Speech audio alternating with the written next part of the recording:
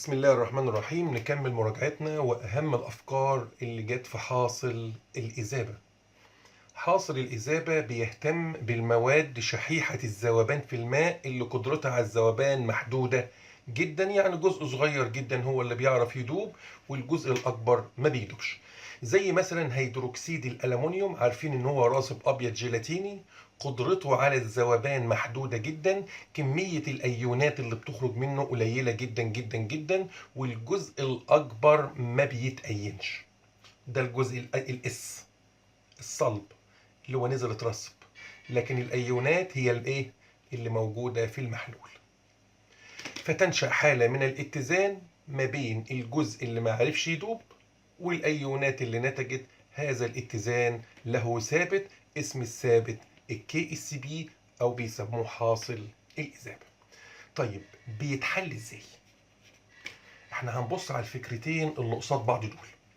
دي مثلا اللي كانت موجوده في امتحان السنه اللي فاتت. احسب قيمة حاصل الإذابة. قبل ما تفكر اكتب القانون، قول له حاصل الإذابة بيساوي تركيز الأيون الموجب في تركيز الأيون السالب، كل مرفوع لأس عدد مولات الأيونات. يعني تركيز ال موجب 3 مضروب في تركيز OH سالب الكل أس 3. طب والمقام؟ لا مفيش مقام. ليه مفيش مقام؟ لأن المقام هيبقى ال او اتش باي 3 ودي المادة الصلبة، والمواد الصلبة ما بتتكتبش. يبقى دايما حصل الإذابة بسط بس، الأيون الموجب في الأيون السالب كل مرفوع لأس. حلو قوي. الخطوة التانية بقى خطوة التعويض. قول له لو سمحت هات لي يلا تركيزهم. أنا بجهز بس. يعني ايه هات لي تركيزهم؟ هات لي تركيز الالومنيوم، هات لي تركيز الاو اتش. اتلقيته عاتيني ايه بقى؟ عاتيني حاجه اسمها درجه الاذابه. ما درجه الاذابه تركيز، بس تركيز ايون واحد. يبقى درجه الاذابه هي تركيز ايون واحد. اسال كده الالومنيوم، انت عندك كام ايون؟ واحد. يبقى انت ب 10 اس سالب 5. طب والهيدروكسيد عنده كام ايون؟ 3. والايون الواحد بكام؟ ب 10 اس سالب 5. يبقى 3 في 10 اس سالب 5. خدها قاعدة عامة في مسائل حصر الإذابة. لما يديلك درجة الإذابة لازم تضرب الدرجة دي الأول في عدد مولات الأيون الموجب، وترجع تضربها في عدد مولات الأيون السالب. لما يديني درجة الإذابة أضربها في عدد مولات الأيون الموجب، واضربها في عدد مولات الأيون السالب، وبعد كده الآلة الحاسبة تطلع الناتج 27 في 10 أس سالب 20. هنخش على المسألة اللي بعدها ونرجع لدي تاني. اتلقيته بيقول لي برضه فوسفات الكالسيوم، ادى ايونات الكالسيوم وايونات الفوسفات فنشأت حالة من الاتزان. احسب لي حاصل الإذابة. نكتب القانون الأول. الكي اس بي تركيز الأيون الموجب الكل أس 3 تركيز الأيون السالب الكل أس 2. إذا كي اس بي تساوي، جهز أمورك كده أهو. ده هيبقى متربع، وده هيبقى قصدي معلش ده هيبقى متكعب، وده هيبقى متربع. شوف بقى هو عاتلك ايه؟ تركيز. ايه الفرق بين درجة الإذابة والتركيز؟ درجة الإذابة يعني أيون واحد، التركيز يعني الأيونات كلها. درجة الإذابة هنا أيون واحد، فكنت لازم أضرب الأول في عدد مولاته. لكن التركيز يعني تركيز الأيون كله اللي في المحلول، ما بضربش في حد، بعوض على طول. تعالى يا ابني عوض. الكالسيوم بكام؟ الكالسيوم ب6 في 10 أس سالب 4. والفوسفات بكام؟ ب4 في 10 أس سالب 4. هل أنا ضربت تحت في عدد المولات؟ لا. نبص بقى على المسألتين قصاد بعض. إيه الفرق بين الدرجة والتركيز؟ الدرجة لازم تضرب الأول في عدد مولات كل أيون قبل ما ترفع للأس. أما التركيز بتعوض مباشرة، ما بتضربش تحت في حاجة خالص.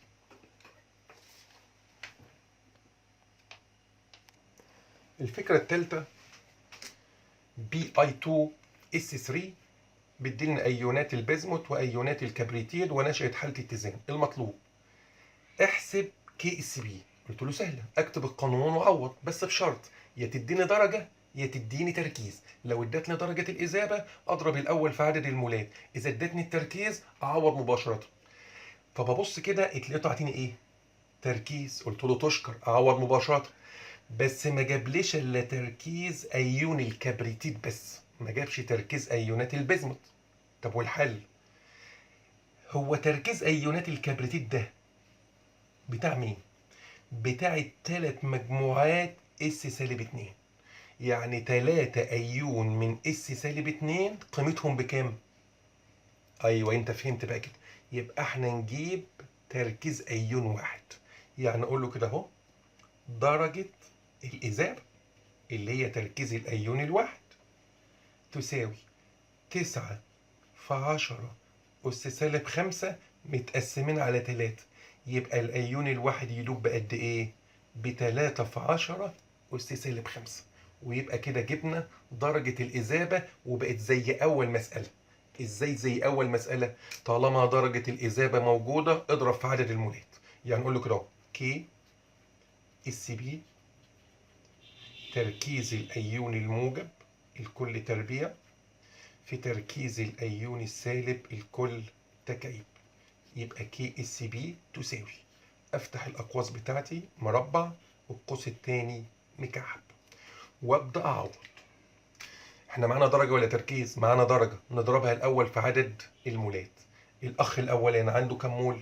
2. والدرجة بتاعتنا بكام؟ 3 في 10 أس سالب 5. والراجل التاني عنده كام أيون؟ 3. والدرجة بكام؟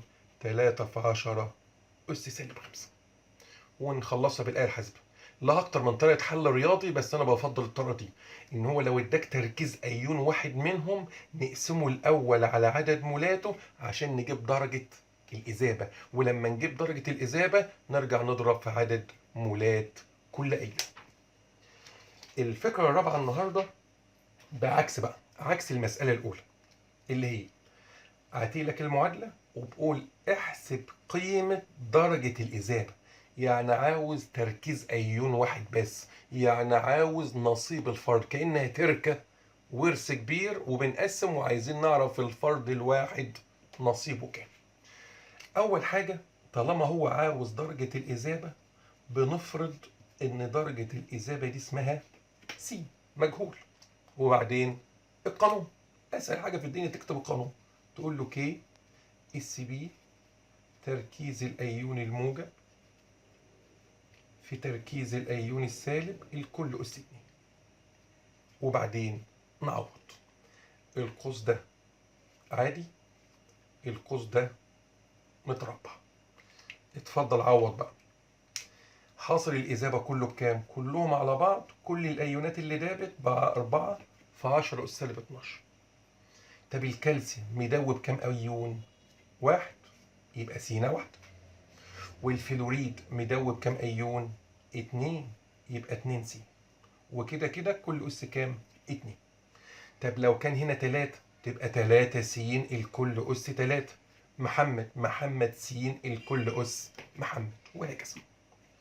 2 أس 2 ب4، س أس 2 في س بس أس 3، س أس 2 في س بس أس 3 عشان خبراء الرياضيات معلش. 4 في 10 أس سالب 12. الرياضة بقى سهلة سهلة. يبقى س هتساوي، هناخد الجذر التكعيبي ل10 أس سالب 12 تطلع ب10 أس سالب 4. كده أنا جبت إيه؟ كده أنا جبت درجة الإذابة اللي هي إيه برضه؟ اللي هي تركيز أيون واحد. طب قدر في الامتحان كان عاوز تركيز أيونات الفلوريد. تافهة، ما هم كام مول؟ 2، والواحد بيدوب بكام؟ ب10 أس سالب 4. يبقى التركيز ده عبارة عن 2 في 10 أس سالب 4. طب وده 1 في 10 أس سالب 4. دول أهم 4. اللي تاني فكرة النهاردة وهو في سؤال حاصل الإذابة. لو احنا عندنا مسألة حاصل إذابة بنحلها وطالب مننا درجة الإذابة بتاعة المادة دي، يعني قدرتها على الذوبان، يعني الذوبانية بتاعتها. هل احنا نقدر نجيب الذوبانية بتاعتها بقانون مباشر مختصر من غير ما نفككها؟ بعدد الايونات. يعني الاي جي 1 والسي ال 1 يبقى ده عنده 2 ايون. الاف اي ده 1 و2 او اتش يبقى احنا عندنا 3 ايونات. اي ال واحده و3 مجموعات او اتش يبقى احنا عندنا 4 ايونات. سي اس 3 دول 3 و2 بي او 4 يبقى معانا 5 ايونات. كده معانا مين؟ ايوه، معانا عدد الايونات. ازاي اجيب بقى قيمه السين اللي هي بقى درجه الاذابه؟ هتاخد الجذر التربيعي لو عنده 2 ايون، هتاخد الجذر التكعيبي لو عنده 3 ايون، هتاخد الجذر الرابع لو عنده 4 ايون، هتاخد الجذر الخامس لو عنده 5 ايون. سهله خالص اهي. بعدد الايونات بناخد نوع الجذر، وبعدين هو هيديني في المساله قيمه حاصل الاذابه. ازاي بقى من حاصل الاذابه اجيب الدرجه بتاعته؟ الدرجه يعني تركيز ايون واحد في المحلول. خلاص، باخد كي اس بي جوه القوس بس. ده لو عنده كام ايون؟ 2. يعني لو انا اي جي سي ال وليا حاصل اذابه، اخد جذر حاصل الاذابه ده اطلع الدرجه. طب لو انا تكعيب يعني عندي 3 ايونات، يبقى هتشوف حاصل اذابتك بكام ونقسمه على 4. طب لو انا عندي 4 ايونات، يبقى هتشوف حاصل اذابتك بكام ونقسمه على 27 اللي هي 3 تكعيب. طب هو لو عنده 5 ايونات، يبقى هنشوف الكي اس بي بكام ونقسمه على 108. دي القوانين المختصرة اللي احنا هناخدها علشان نحسب بها درجة الإذابة لأي ملح في الدنيا. الموضوع مش صعب خالص. شوف أي ملح من دول الكي اس بي بتاعته بكام، واقسم على 1، اقسم على 4، اقسم على 27، اقسم على 108 على حسب عدد الأيونات. ازاي اعرف ان كان الملح ده هيترسب الاول ولا لا؟ يعني ايه؟ جايب لي ملح اي جي سي ال وملح بي اي اس او 4، وبقول لي اي الملحين يترسب اولا. يعني مين اللي قدرته على الذوبان وحشه، اقل واحد بيدوب. ابص على قيمه حاصل الاذابه بتاع كل واحد فيهم. هنا 3 في 10 اس سالب 9، هنا 3 في 7 في 10 اس سالب 12. طبعا سالب 12 ده رقم صغير، يبقى ده قدرته على الذوبان مش كويسه، يبقى ده اللي هيترسب الاول. يبقى دايما اللي بترسب الاول اللي عدد الايونات عنده عدد قليل، او حاصل اذابته رقم صغير، يعني قدرته على الذوبان مش كويسه فيترسب الاول. بس خلي بالك عدد الايونات متساوي، يعني الاخ ده عنده 2 ايون والاخ ده برضه عنده 2 ايون. يعني في حاله تساوي عدد الايونات في المادتين بنبص على قيمه حاصل الاذابه لهم هما الاثنين. طيب اذا كان عدد الايونات مختلف، يعني ده وده ايوناتهم مش زي بعض، وعاتيني كي اس بيل ده جايب لي الرقم، وعاتيني كي اس بيل ده وعطوا له الرقم، وعاتيني كي اس بيل ده وعطوا له الرقم، مين اللي اكتر؟ هل ادور على الرقم الكبير والصغير؟ لا، الايونات المره دي ايونات مختلفه. يعني اعمل ايه؟ لازم تجيب الاول درجه اذابه كل واحد فيهم. لازم تجيب درجه الاذابه زي ما علمتك في اول الصفحه. لازم تجيب درجه اذابه كل واحد. شوف هنا الكي اس بي خد لها الجذر، هنا الكي اس بي خد لها الجذر التكعيبي مقسوم على 4، هنا شوف الكي اس بي خد لها الجذر التكعيبي مقسوم على 27. واللي يطلع رقم اكبر يبقى هو اللي بيدوب افضل، واللي يطلع رقم صغير يبقى ده اللي هيترسب اولا. السؤال اللي بعده، السؤال اللي بعده بيقول ازاي اعرف محلول مشبع ولا غير مشبع ولا فوق مشبع؟ نفهم الاول. غير مشبع يعني انت حطيت كميه من المذاب ما كانتش كافيه للميه، يعني الميه خدت كميه اقل من اللي هي محتاجاه. اما لو الميه خدت كميه كافيه من اللي هي عايزاه، يبقى احنا كده وصلنا لحاله التشبع. اما لو زودت عن الكميه اللي هي محتاجاها، المفروض الكميه الزياده دي هتنزل تترسب. بس لو انا سخنت على النار ممكن تدوب تاني ونسميه فوق مشبع. يبقى اللي بياخد اقل من كميته غير مشبع، كميته بالظبط يبقى مشبع، اكتر من الكميه بتاعته يبقى فوق مشبع. وانت لما تبقى فوق مشبع الزياده اللي عندك هتنزل تترسب، وطالما هتنزل تترسب يبقى هتعمل تعكير. يبقى التعكير بيظهر دايما لو عندي كميه من الملح زايده فبتنزل تترسب. طب ودي هنحلها ازاي؟ بص يا سيدي، انا هجيب لك مساله افتراضيه كده. احنا عندنا AgCl بيديلنا Ag موجب وCl سالب، وهو اداني في الامتحان قيمه الKSB، يعني قال لي مثلا باي رقم كده 3 في 10 أس سالب 10 بس، وقام عاطيني تركيز الفضه 10 أس سالب 5 وتركيز الكلوريد 10 أس سالب 5، وقال لي هل بالرقمين دول الايونات اللي موجوده في قلب المحلول تخليه مشبع ولا غير مشبع ولا فوق مشبع؟